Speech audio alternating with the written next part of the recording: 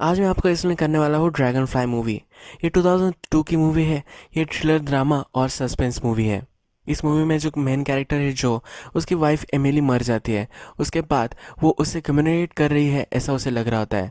जो एक डॉक्टर होता है उसके पेशेंट के थ्रू वो उससे कम्युनिकेट कर रही है ऐसा उसे लगता है। ये इस मूवी की स्टोरी लाइन है। तो चलिए मैं आपको इस मूवी को एक्सप्लेन करता हूँ। तो जैसे मैंने बताया कि इस मूवी में दो कैरेक्टर हैं, जो और एमिली। ये दोनों हस्बैंड वाइफ होते हैं और ये दोनों डॉक्टर होते हैं। तो जब मूवी स्टार्ट होती है और हमें दिखता है कि एमिली जो होती है वो घर वापस आने की कोशिश कर रही है। जो उससे कॉल पर बोल रहा है कि तुम क्या बॉर्डर पर आ सकती हो। अब जो वहाँ काम कर रही होती है वहाँ पे जंग छिड़ चुकी होती है। एमिली डॉक्टर होती है और आदिवासी लोगों की हेल्प कर रही होती है। तो वहाँ वो गई हुई होती है और वहाँ जंग छिड़ गई होती है। इसी वजह से उसे अब फिर से घर वापस आना होता है। उसे पता नहीं होता कि कैसे वो घर आ सकती है। जो भी उसके पास जाने का ट्राई करता है पर उसका वीज़ा नहीं होता तो जा नहीं पाता। फिर एमिली जो को कहती है कि मैं अब बस पर चढ़ रही हूँ, मुझे पता नहीं कि मुझे वो कहाँ लेकर जा रहे हैं। फिर हमें दिखता है कि जिस बस में एमिली चढ़ गई थी उस बस का एक्सीडेंट हो जाता है। फिर हमें डायरेक्टली एमिली का फ्यूनरल ही दिखाया गया है, जो उसमें ग्रीव कर रहा होता है। जहाँ एमिली मर चुकी होती है वहाँ कुछ दिनों के बाद जो पहुँच जाता है। एमिली की बॉडी अभी तक उन्हें मिली नहीं होती, तो इसलिए वो वहाँ होता है। वहाँ का जो ऑफिसर होता है उसे कहता है कि बॉडी हमें मिलने नहीं वाली। यहाँ का फ्लो बहुत ही ज़्यादा है और पानी में वो गिर चुकी थी। बस भी 10 फीट पानी में ही है, इसलिए ये इम्पॉसिबल है। जो जिद पर अड़ा हुआ होता है, जब तक मुझे बॉडी नहीं मिल जाती तब तक मैं जाने ही नहीं वाला, ऐसा उसे कह रहा होता है। पर वो ऑफिसर उसे आश्योर करता है ये इम्पॉसिबल है, तो जो इसके बाद मान जाता है। जब इमिली का फ्यूनरल हो जाता है तो जो डायरेक्टली हॉस्पिटल में चला जाता है। अगर वो काम नहीं करेगा फिर भी उसे सॉरी ही महसूस होगा, तो इसलिए वो काम करना चाहता है। जब वो आता है तब एक केस सुसाइड की आई हुई होती है। उसे मना कर देता है कि मैं आज इन लोगों को ट्रीट करना चाहता हूँ जो एक्चुअल में जीना चाहते हैं। फिर उसमें एक केस होती है जिसमें एक लड़की की डिलीवरी होने वाली होती है। उसकी क्रिटिकल कंडीशन होती है, तो वो डायरेक्टली डिसीजंस लेता है। माँ मर जाती है और वो बेटा बच जाता है। वहाँ की जो नर्सेस होती है उसे बोलती है कि तुम्हें कंसल्टेशन करना चाहिए था, पर उसे लगता है कि हमारे पास वक्त नहीं है और हमें डायरेक्टली ये सब कर लेना चाहिए, यानी कि डिलीवरी कर लेनी चाहिए। फिर हॉस्पिटल का जो बॉस होता है वो जो से मिलने आता है। जो ने सुसाइड की केस हैंडल करने से मना कर दिया था, इसलिए एक नर्स ने उसे रिपोर्ट कर दिया था, इसलिए अब वो जो से मिलने आया हुआ है। वो जो से कहता है कि तुम्हें ज़रा टाइम ऑफ लेना चाहिए। तुमने आज जो भी किया है वो ज़रा गलत था। जो डिसीजन तुमने प्रेगनेंसी के वक्त लिए थे वो भी ज़रा क्वेश्चनेबल थे। तुम्हें ग्रीव करने के लिए टाइम चाहिए। 3-4 महीने के लिए उसे लीव पर जाने के लिए बोल रहा होता है। जो फिर उस लड़की के पास जाता है जिसने सुसाइड की थी। वो उससे कहती है कि क्यों तुमने मुझे मरने नहीं दिया, मैं एक अच्छे प्लेस पर जाने वाली थी। फिर जो उसे कहता है कि तुम्हें पता है कि ये प्लेस एग्जिस्ट करता है, ये अच्छा प्लेस है या नहीं ये तुम्हें पता भी नहीं है। मैं तुम्हें अश्योर करता हूँ कि वहाँ कुछ भी नहीं है। जो भी है इसी लाइफ में तुम्हें मरना है, तुम मर सकती हो। वो हार्ट ब्रोकन होती है, इसलिए उसने सुसाइड का ट्राई किया होता है। फिर उसे कहता है कि जब तक तुम्हारा हार्ट किसी को मालूम ना पड़े, यानी कि तुम्हें कोई अच्छा नहीं मिल जाता, तब तक तुम्हें ज़िंदा रहना है। फिर हमें जो दिखता है कि बार में वो आया हुआ होता है, उसके सब फ्रेंड्स होते हैं, उनके साथ वो आता है। इसका इसमें मन नहीं लग रहा होता। उसके जो फ्रेंड्स होते हैं वो डिस्कस कर रहे होते हैं कि एमिली कितनी अच्छी थी। जो और एमिली की जोड़ी के बारे में जब वो बोलते हैं तो वो कहते हैं कि एमिली हार्ट थी और तुम ब्रेन थे। ये सुनकर जो को ज़रा बुरा लग जाता है और वो वहाँ से चला जाता है। जो जब घर पर आता है तब उसकी नेबर उसे मिलती है। उसका नाम होता है मिसेस बेलमोंट। बेलमोंट फिर उसे कहती है कि मैं आज एमिली के फ्यूनरल पे नहीं आ सकी, मुझे फ्लू था और किसी को ये लग ना जाए इसलिए मैं नहीं आई। फिर वो उसे एक पार्सल देती है। ये एमिली ने पार्सल मंगवाया होता है। बेलमोंट उसे ये भी कहती है कि तुम्हारा जो बर्ड है उसने दिन भर नहीं खाया है। ये एक पैरट होता है। तो फिर जो उसे कहता है ये जो पैरट है ये हमसे ज़्यादा जीने वाला है, इसे कोई भी प्रॉब्लम नहीं आएगा। घर में आकर जो जब इस पार्सल को खोलता है तो उसमें ड्रैगन फ्लाइज होते हैं। ये एक डेकोरेशन के ड्रैगन फ्लाइज होते हैं। एमिली प्रेग्नेंट होती है और अब उन्हें बच्चा होने वाला है, इसलिए उन्हें उसने ड्रैगन फ्लाइज मंगवाए होते हैं। जो को फिर उन दोनों की ट्रिप याद आती है। तो लेट के साइड में लेटे हुए होते हैं और दोनों डिस्कस कर रहे होते हैं। वो डिस्कस कर रहे होते हैं कि आफ्टर लाइफ में हम क्या बनेंगे। जो कहता है कि मैं ईगल बनूंगा। फिर एमिली कहती है कि अगर तुम ईगल बने तो तुम्हें मेरे बिना ही रहना पड़ेगा, क्योंकि मैं वेजिटेरियन हूँ तो मैं ईगल नहीं बन सकती। उसे ड्रैगन फ्लाई बनना होता है। उसे ड्रैगन फ्लाई अच्छा लगता है, वो उसका स्पिरिट एनिमल होता है। उसे अपनी वाइफ की बहुत ही याद आती है। उसकी वाइफ का जो तोता होता है वो भी उससे बात नहीं करता। वो सिर्फ एमिली से बात करता था। जब वो रात में सोया हुआ होता है तो जो पेपर वेट होता है वो गिर जाता है और इस पेपर वेट में भी ड्रैगन फ्लाई बना हुआ होता है।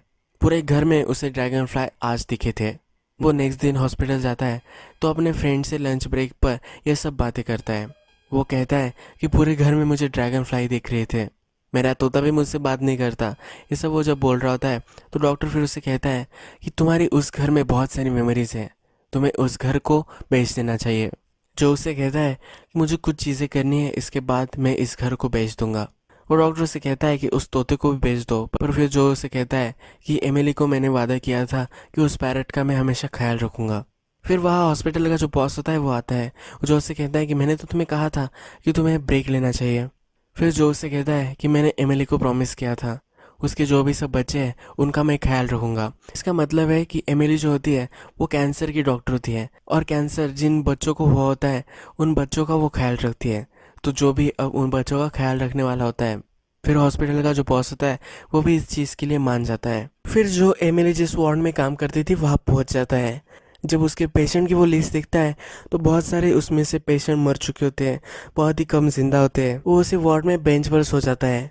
वो जाग जाता है जब उसे एक पुकार सुनाई देती है। उसका नाम कोई ले रहा है ऐसा उसे लग रहा होता है। जब वो देखता है तो एक बच्चा अनकॉन्शियस होता है और उसे सब ऑपरेशन थिएटर में ले जा रहे होते हैं। वो बच्चा ही उसे पुकार रहा है ऐसा उसे लगता है। वो बच्चे के पास पीछे पीछे जाता है तो बच्चा अनकॉन्शियस होता है और उसका हार्ट स्टॉप हो जाता है। डॉक्टर उसे बचाने की कोशिश करते हैं पर वो उसे बचा नहीं पाते।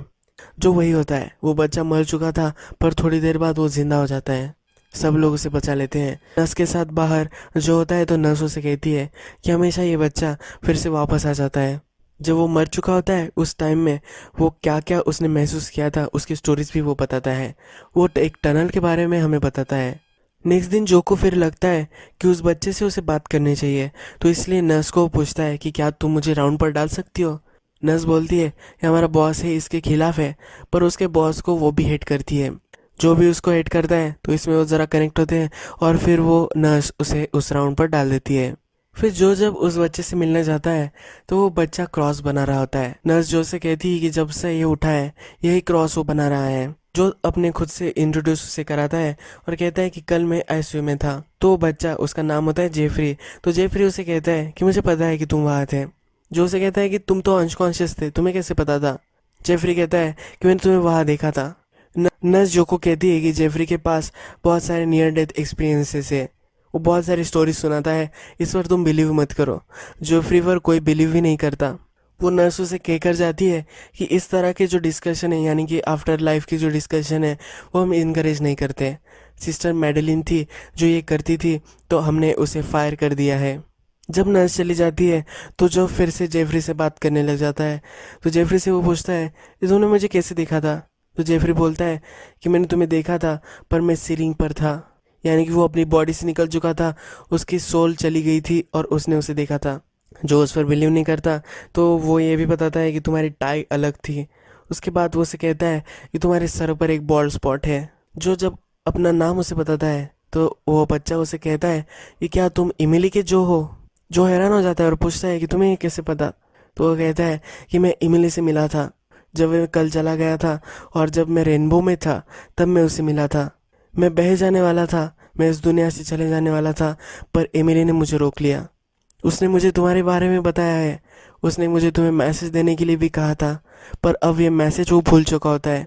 जो उससे याद कराने के लिए बोलता है पर वो याद नहीं कर पाता। ये सब चल रहा होता है तो जेफरी के फादर वहाँ आते हैं। जेफरी के फादर फिर उसे पूछते हैं कि क्या तुम्हारे सर पर जो बॉल्ड स्पॉट है इसके बारे में इसने तुम्हें बोला है। तो जो हैरान होता है, जो को लगता है कि इसे कैसे पता। तो फिर उसके फादर उसे कहते हैं यहाँ एक मिरर है। वो मिरर उसे दिखाते हैं जिससे किसी का भी बॉल्ड स्पॉट उन्हें दिख सकता है। जेफरी के फादर भी जेफरी को बिलीव नहीं करते। उन्हें लगता है कि ये कुछ भी ट्रिक वगैरह कर रहा है, उसे सिर्फ टीवी पर आना है इसलिए ये सब कर रहा है, ऐसा उसे फादर को लगता है। फिर जो वहाँ से चला जाता है। जो जब वहाँ से बाहर निकलता है तब और एक बच्चे के आईसीयू में देखता है तो वहाँ भी वो साइन ही बना हुआ होता है जो जेफरी ने बनाया होता है। जो रात में अपने फ्रेंड के साथ डिनर करता है तो जो भी किस्सा उस बच्चे के साथ उसका हुआ होता है वो डिस्कस करता है। उसकी एक फ्रेंड उसे एक लेडी से इंट्रोड्यूस कराती है। वो उसे कहती है कि एक ग्रीफ काउंसलर है जो के लिए वो उसे रिकमेंड कर रहे होते हैं। जो को फिर कॉल आता है और वो वहाँ से चला जाता है। वो जो काउंसलर होती है वो वहाँ आकर उसे बात करती है। वो काउंसलर फिर उसे कहती है कि जो भी तुम महसूस कर रहे हो, तुम्हें लग रहा है कि एमिली तुमसे बात करना चाहती है, ये सब एक फॉर्म ऑफ तुम्हारी ग्रीव ही है। तुम एंगर महसूस कर रहे हो, इसीलिए तुम्हें ये सब लग रहा है। जो भी चिढ़ जाता है, जो बोलता है कि मुझे किसी की ज़रूरत नहीं है, क्या मैं फील कर रहा हूँ ये बताने के लिए, मैं जो भी सब चीज़ें महसूस कर रहा हूँ मुझे पता है कि मैं क्या महसूस कर रहा हूँ। उसे एंगर महसूस हो रहा होता है, उसे ग्रीव महसूस हो रही होती है। फिर वो वहाँ से चला जाता है।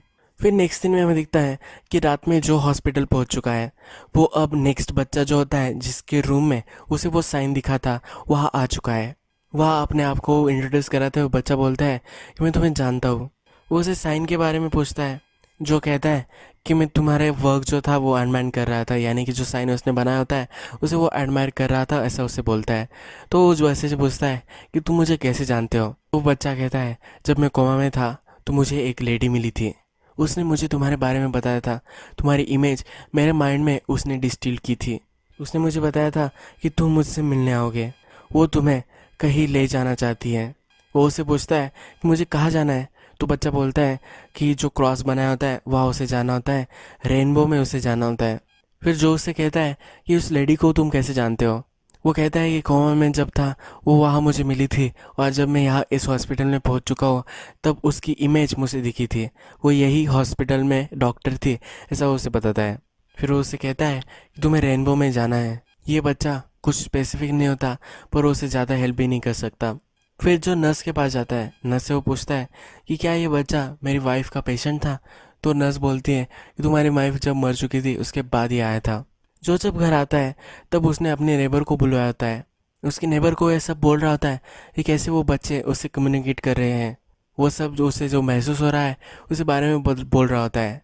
वो नेबर उससे कहती है कि ये जो तुम्हें लग रहा है ये सब तुम्हें गलत लग रहा है, ये सब तुम इमेजिन ही कर रहे हो। ये जो नेबर होती है उसकी बेटी भी मर चुकी होती है, इसी वजह से वो दोनों कनेक्ट कर रहे होते हैं। वो उसे कहती है कि जब मेरी बेटी मरी थी तो मुझे भी ये सब लग रहा था, तुम्हें ज़रा टाइम ऑफ लेना चाहिए, तुम्हें कहीं नए प्लेस पर जाकर हॉलीडे करना चाहिए।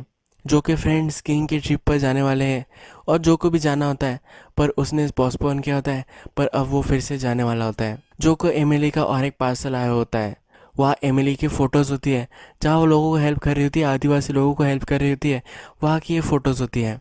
वहाँ बच्चों के साथ वाटरफॉल के पास बहुत सारी इमेजेस उसकी होती है। ये सब जो इमेजेस वो देख रहा होता है, उसके बाद उसे ड्रैगन फ्लाई दिखती है। वो उसे इग्नोर कर देता है और फिर वो सोने चला जाता है। वो जब सोने चला जाता है तब तूफान आ जाता है, सब खिड़कियाँ वगैरह ओपन हो जाती है। उसका जो पैरेट होता है वो हमेशा जब एमिली घर पर आती थी तब एमिली घर पर आई है ऐसा अनाउंस करता था, तो पैरेट बोलने लग जाता है। तो जो ये देखने के लिए नीचे आता है तो वो पैरेट यहाँ वहाँ उड़ने लग जाता है, घर को वो तहस नहस करने लग जाता है और वो वहीं पड़ जाता है। जब जो खिड़कियाँ वगैरह बंद कर रहा होता है तो उसे एमिली की एक झलक दिखती है, वो डर जाता है। वहाँ से वो फिर घर से निकल जाता है। वो अपने नेबर को भी कॉल कर देता है और जो भी कुछ होता है वो उसे बता देता है। वो नेबर उस पैरेट का केयर करने के लिए वहाँ चली जाती है। फिर जो हॉस्पिटल में आता है, हॉस्पिटल में होता है तो वो जेफरी के बेड तक आता है, पर जेफरी अपना स्कैन वगैरह करने के लिए नीचे गया होता है। तो उसका बॉस ही उसे मिल जाता है। उसका बॉस फिर उसे कहता है कि जब तुम उस बच्चे से मिलने कल आए थे तो उसके बाद उसकी कंडीशन बहुत ही ख़राब हो चुकी थी, तुमने उसे डिस्टर्ब कर दिया था। तो उसे फिर से वो ब्रेक लेने के लिए बोल रहा होता है। या हॉस्पिटल से जो सिस्टर मैडेलिन का पता निकाल रहा होता है। सिस्टर मैडेलिन जो थी वो भी आफ्टर लाइफ पे रिसर्च कर रही थी और इसी वजह से उसे हॉस्पिटल से फायर कर दिया था। जब जो घर पर आता है तब उसकी नेबर उसे कहती है कि एक सीरियस बात मुझे तुमसे बात करनी है। वो उसे गमला दिखाती है और उस पर वही साइन बनाया होता है जो वो बच्चे बना रहे थे। वो उसे कहती है कि ये तुम ही बना रहे हो, अगर तुमने ये बनाया होगा तुम्हें हेल्प चाहिए। वो फिर उसे ये भी कहती है कि यही साइन इस गमले पर भी है और विंडोज़ पर भी है। ये देखकर जो हैरान होता है, फिर वो सिस्टर मैडेलिन से मिलने चला जाता है। जब सिस्टर मैडेलिन जहाँ काम करती है वहाँ जाता है तब सब लोग उसे इनकार करते हैं। सिस्टर मैडेलिन से मिलने हमेशा जर्नलिस्ट जाते हैं, तब सब लोग उससे परेशान होते हैं, तो इसलिए उसे मिलने से सब उसे मना कर रहे होते हैं। जो फिर भी अंदर घुस जाता है और मैडेलिन से कहता है कि मैं रिपोर्टर नहीं हूँ, वो डॉक्टर है, ऐसा उसे बताता है। मैडेलिन फिर से उसे बात नहीं करना चाहती क्योंकि ये जॉब पर होती है और इस जॉब पर उसे निकाला जा सकता है, और अगर इस जॉब पर ऐसे उसने कुछ बात की तो उसे निकाला जा सकता है। वहाँ का जो बॉस होता है वो पुलिस को कॉल कर देता है। जब जो वहाँ से बाहर निकलता है तो पुलिस उससे जब पूछताछ कर रही होती है तो मैडलिन ये सब देख रही होती है। मैडलिन फिर एक बच्चे से एक मैसेज भिजवाती है। इसमें मैडलिन से मिलने के लिए टाइम दिया होता है। फिर हमें चर्च में ये दोनों बात करते हुए दिखते हैं। मैडलिन से कह रही होती है जो तुम्हें लग रहा है ये सब रियल है, ये सिर्फ तुम्हारे माइंड में नहीं है। फिर वो उसे एक्सप्लेन करने के लिए बोलती है कि किसी भी तुम एनेस्थेलॉजिस्ट से पूछो तो वो तुम्हें बताएगा कि जब माइंड अनकॉन्शियस होता है तो उसमें 100 लेयर्स होते हैं, पर जब वो एनेस्थीसिया देते हैं तब 10 ही लेयर तक तुम पहुंच सकते हो। तुम्हें बहुत सारी चीज़ें पता ही नहीं है। वो उसे कन्विंस कर रही होती है जो भी ये सब हो रहा है ये रियल हो सकता है। जो उसे कहता है कि क्या ये मैं इमेजिन नहीं कर रहा हो सकता, तो कहती है कि इमेजिनेशन और रियलिटी में बहुत ही कम फ़र्क होता है। तुमने भी जब डॉक्टर तुम्हें बनना था तो तुम्हें इमेजिन किया होगा कि तुम्हें डॉक्टर बनना है और तुम बन गए। तो रियलिटी और इमेजिनेशन इतने अलग अलग नहीं है। उस सिंबल के बारे में जो उसे पूछता है पर उसे उसके बारे में कुछ भी नहीं पता होता। जो एक बुक उसने लाई हुई होती है उसमें वो चेक कर रहा होता है कि वो सिंबल कहाँ उसे मिलेगा या नहीं, पर उसे फिर भी वो सिंबल कहीं नहीं मिल रहा होता। नेक्स्ट सीन में हमें दिखता है कि जो अपने हॉस्पिटल में होता है और वहाँ एक इमरजेंसी की केस आती है। जो का फ्रेंड जो डॉक्टर होता है वो वहाँ नहीं होता और फिर वो जो को कॉल करता है। वो कहता है कि ये जो आदमी है वो अब मर चुका है तो इसके ऑर्गन्स मुझे चाहिए। ये एक ऑर्गन डोनर होता है तो किडनी ट्रांसप्लांट के लिए ये डॉक्टर उसे होल्ड ऑन करने के लिए बोल रहा होता है। जो फिर उस आदमी के पास जाकर खड़ा होता है। सब जब वहाँ से चले जाते हैं तो जो को लगता है कि ये फिर से वापस आ चुका है। उसका इसी चीज़ जो होता है उसमें स्पाइक उसे दिखते हैं। फिर वो आदमी जो पुकारने लगता है पर ये आवाज़ इमिली की होती है। ये देखकर वो बहुत ही डिस्टर्ब हो चुका होता है। जब सब लोग वहाँ आते हैं तब वो उनसे कहता है कि अभी उसे मत लेकर जाओ, ये अभी भी जिंदा है। जब उसका फ्रेंड भी वहाँ पहुँच जाता है और एक ही चीज़ दिखता है तब इसमें कुछ भी स्पाइक्स वगैरह नहीं होते। जो उस आदमी को लेकर जाने के लिए रेजिस्ट करता है पर सब लोग उसे फिर पकड़ लेते हैं और उसे रोक लेते हैं। इस पर अब पुलिस के चार्जेस लग जाते हैं। वो जेल में होता है तो उसकी नेबर आती है और उसे वहाँ से छुड़वा लेती है। उसकी नेबर उसे कहती है कि अब तुम्हें इस सब से दूर निकल जाना चाहिए, तुम्हारा हाउस वगैरह सब तुम सेल कर दो। तुम्हें क्लोजर नहीं मिला है इसलिए तुम ये सब कर रहे हो। तुम्हें अगर इमिली की बॉडी मिल जाती तो तुम ये सब नहीं करते। उसका क्लोजर उसे ढूंढना चाहिए, ऐसा उसे कहती है। जो भी अब ये सब करने के लिए मान जाता है। वो अपने फ्रेंड के पास जाता है और अब वो ट्रिप पर जाने वाला होता है। हाउस को भी वो सेल करने वाला होता है। वो फिर हाउस में होता है और सब पैकिंग कर रहा होता है। जब वो फिर से घर में आता है तब वो जब सब चीज़ें उसने पैक की थी उसमें से सब चीज़ें तहस नहस हो चुकी है। वह उसे उसका मैप मिलता है जहाँ उसे जाना होता है। इस मैप को ओपन कर लेता है और इस मैप में फिर उसे वो साइन दिख जाता है जो वो बच्चे बना रहे थे। फिर वो अपने इंस्ट्रक्टर को कॉल लगाता है, उससे पूछता है कि साइन क्या है। तो इंस्ट्रक्टर उसे कहता है कि वाटरफॉल का साइन है। फिर इमिली ने उसे जो फोटोज सेंड की होती है वो देखता है। इस फोटोज में भी वाटरफॉल होता है और उसे रेनबो भी वहाँ देखता है। अब उसे पता चल जाता है कि वो सही डायरेक्शन में जा रहा है, उसे उसे फॉलो करना चाहिए। फिर वो उस जगह पहुंच जाता है जहाँ एमिली थी। वहाँ वो एक फ़्लाइट हायर कर लेता है जहाँ से वो एमिली जहाँ थी वहाँ वो पहुंच सके। जब वो फ्लाइट में होता है तो ये पायलट उसे उस एक्सीडेंट के बारे में कहता है। वो उसे कहता है कि बहुत सारी बॉडीज़ शोर तक आ चुकी थी। एक गांव है जहाँ तक ये पहुँच चुकी थी। इस गांव की कनेक्टिविटी पूरे अब वर्ल्ड से नहीं है। फ्लड ने सब बर्बाद कर दिया था और जो बॉडीज़ उन्होंने अब गाड़ी हुई होती है वो जो को देखनी होती है। वहाँ के लोकल से बात करने के लिए पायलट को उसने लाया हुआ होता है। वो पायलट फिर इन लोगों को बताता है कि इसको उसकी वाइफ की बॉडी देखनी है, तो वो लोग मान जाते हैं। ये आदिवासी लोग उसे कहते हैं कि हम तुम्हें जहाँ उसे गाड़ा है वो जगह तो देख सकते हैं पर हम तुम्हें गांव तक नहीं ले जा सकते, ये रिस्ट्रिक्टेड होता है। फिर ये सब लोग वहाँ जाते हैं। जो जब वहाँ होता है तब उसे वाटरफॉल दिखता है।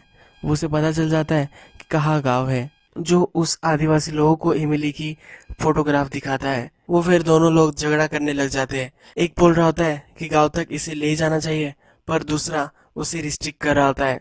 जो को वाटरफॉल दिख रहा है तो वो डायरेक्टली वहां से भागने लग जाता है।